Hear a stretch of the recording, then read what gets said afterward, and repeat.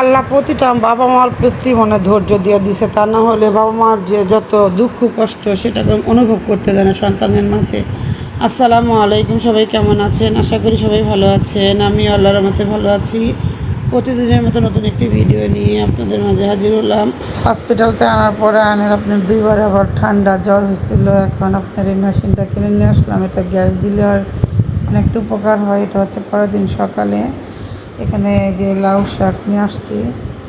রমজান মাসে কত কিছুই খেতে ইচ্ছা করে, কিন্তু রান্না করার পরে কিছুই ভালো লাগে না। কিছুটা রান্না করবো, ভাজি করবো, আর কিছুটা আপনার মাছ দিয়ে ঝোল রান্না করবে। যারা আমাদের এলাকার মানুষ আছেন তারা বুঝতে পারবেন। অনেকে লাউ শাক দিয়ে ঝোল খায়, আবার অনেকে আপনার ভাজি খায়। এক এক জেলায় এক একভাবে খাওয়া দাওয়া করে। যাই হোক, এখানে সম্পূর্ণ কেটে ধুয়ে পরিষ্কার করে নিলাম।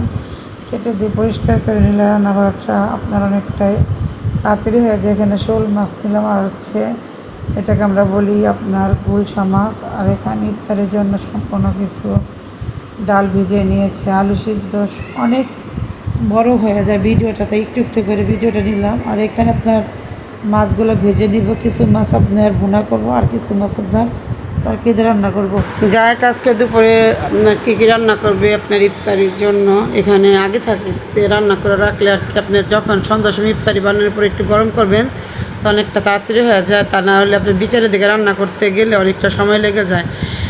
তাই সবাইকে বলবো, আল্লাহ সবাইকে ধৈর্য ধারণ করুক। কারণ প্রতিটা বাবা মা তার সন্তানকে অনেক কষ্ট করে লালন পালন করেন। কেউ একটু শাসনটা বেশি করে, কেউ একটু শাসনটা কম করে।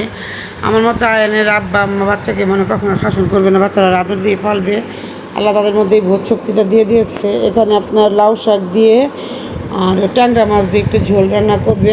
যারা আমাদের এলাকা নারায়ণগঞ্জ বা 2500 মানুষ এই ধরনের শাকের ঝোলটা খেয়ে থাকেন। আমাদের এলাকায় আপনার শিং মাছ, ট্যাংরা মাছ দিয়ে ধরনের ঝোল খায়। যাই তরকারিটা এখন ভালো করে সামান্য পানি দিয়ে দিলে, আর কোনো প্রকার পানি দিব না। এখন শাকটা সুন্দর করে যখন নরম হয়ে যাবে তখন নামানোর আগ দিয়ে মাছ দিয়ে ধুয়ে মতো নামিয়ে নিব। প্রতিটা বাবা মা হয়তো সন্তানকে অনেক কষ্ট করে লালন পালন করে। সেই সন্তান বড় হয়ে যদি বাবা মাকে না দেখে তাহলে বাবা মার অনেক কষ্ট। সাপোজে যে আয়নের আম্মু আয়নকে নিয়ে কত আপনার ধৈর্যশীলভাবে বাচ্চাটা পালতেছে, ও যখন যেটা মর্জি করতে সেটা দিতেছে। কিন্তু অনেক বাবা মার ধৈর্য বেশি, আবার অনেক বাবা মার ধৈর্য কম। যাই এখানে শোল মাছ ভুনা করবে। এখানে প্রথমে টমেটো আর পেঁয়াজ ভালো করে কষিয়ে একটু ভেজে নিলে, এখন হলুদ মরিচের গুঁড়ো দিয়ে স্বাদ মতো লবণ দিয়ে একটু ভালো করে নেড়ে চেড়ে নিল। কারণ ভুনা মাছটার মধ্যে একটু মশলা একটু বেশি দিলে তাকে এটা খেতে ভালো লাগে। আর যখন ঝোল তরকারি রান্না করবেন তখন হালকা মশলা দিয়ে রান্না করবেন। আমার মতে কি, যাক এখানে অন্য চলে আবার ডাটা রান্না করবে। আজকে কচি ডাটা নিয়ে আসছিল তাবাসসুমের আম্মু। এটা গুলশা মাছ দিয়ে রান্না করবে সম্পূর্ণ মশলা দিয়ে। ডাটা ভালো করে কষিয়ে ঝোলে পানি দিয়ে দিল। আমি একটু একটু করে সম্পূর্ণ ভিডিও নিলাম। এখন আমার একদম মাছ দিয়ে নামিয়ে নিবে। এই ফাইনালি যে লাউ শাকটা হয়ে গেছে। যাই হোক, এখানে রান্না করার পরে এখানে সম্পূর্ণ বিছনা গুছিয়ে নিল আয়নের আম্মু। তো আজকের ভিডিওটা এখানে শেষ করব। সবাই ভালো থাকবেন, সুস্থ থাকবেন, ভিডিওটি পাশে থাকবেন, লাইক কমেন্ট শেয়ার করবেন। আসসালামু আলাইকুম।